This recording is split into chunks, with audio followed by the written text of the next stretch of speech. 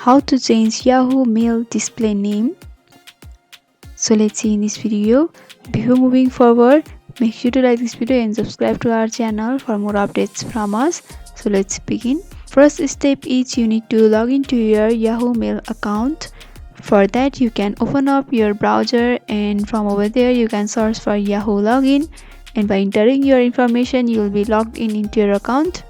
After logging in, you'll be able to see this home page of Yahoo Mail. So in order to change your display name of Yahoo, you need to reach to your profile information. So for that, you have to click on settings option in the right upper corner. And from over here, you have to go down and there is more setting option. You have to simply click on that. After clicking on that, you'll be able to see the list of settings on the left hand side. Among them, you have to go for mailboxes option. And here you can see there is your mailbox account or Yahoo account. You have to simply click on that.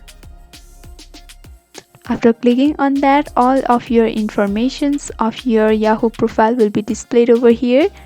There is also your name option. So in order to edit or change your name, you have to simply click on the box and you can erase this and enter the name that you want to set. And after doing that, you have to scroll down below and go for save option. And by following this simple step, you can change Yahoo Mail display name.